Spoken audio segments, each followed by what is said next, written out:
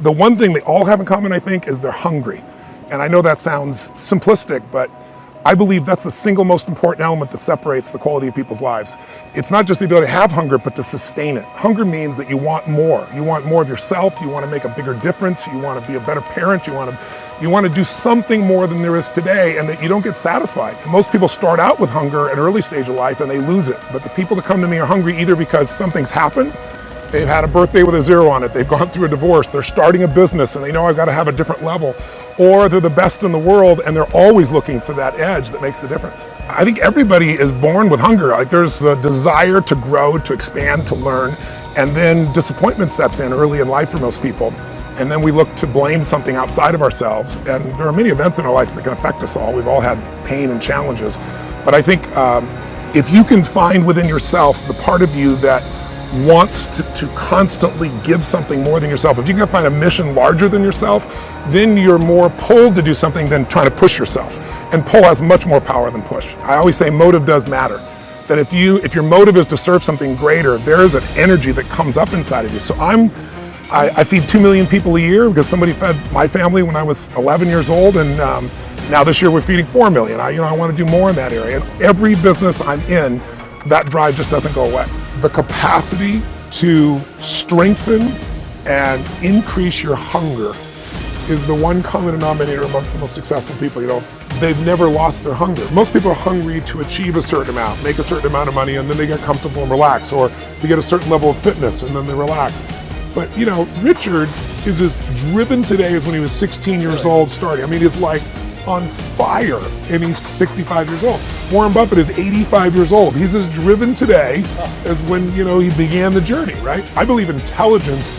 I love people that are wickedly smart, and I work to be wickedly smart by educating and training myself and so forth, and training my brain. But there's a lot of intelligent people who can't fight their way out of a paper bag, right?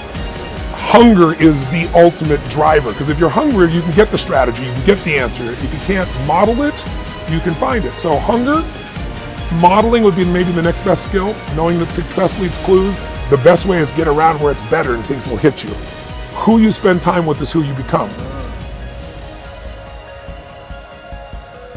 How bad do you want your goal right now? Do you want it as bad as breathing? Do you want it as bad as anything you ever wanted in your life? And if you calibrate it at the highest enough levels, what I found is the people that are the hungriest, they find a way. When you know why you want something, when it's desperation, the power of being desperate is something that most people avoid. They think desperation is a weakness. And I'm here to tell you, desperation is one of the most powerful emotions you could possibly possess, because when you're desperate, you find reserves and reservoirs of ideas, talents, and a strength that you don't know you have when you find yourself in a desperate situation. So ironically, the one thing most people avoid in their life, hunger, which is caused by being desperate. When you're starving, you become desperate. So the number one thing we need more than anything to win is hunger, which comes from a state of desperation. Yet we're constantly trying to comfort ourselves in the real world to avoid the state of being desperate. And I'm telling you that I think you need to embrace desperation again in your life. Like, do you want it so bad that you're desperate for it? See, in a fight, you show me two people. This is why it's so hard to repeat as a champion in the fighting game. Because you show me someone who's up and coming, who's hungry for that title, who's never had it before, who can taste it, who knows if they win that belt, their whole life's gonna change. They're gonna be champion of the world, all the endorsements, all the money, all their family life, all their parents' lives are gonna change. You show me somebody chasing that, hungry for it, against someone who's just trying to hold on to a title. And that's why most of the time the challenger beats the champ.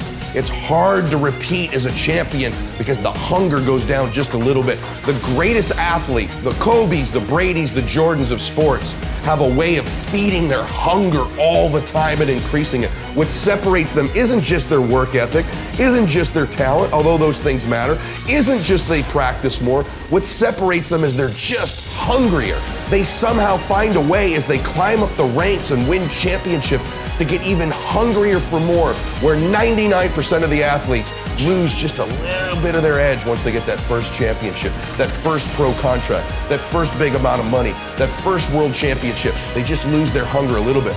And then there's the elite. They get hungrier. It feeds the beast.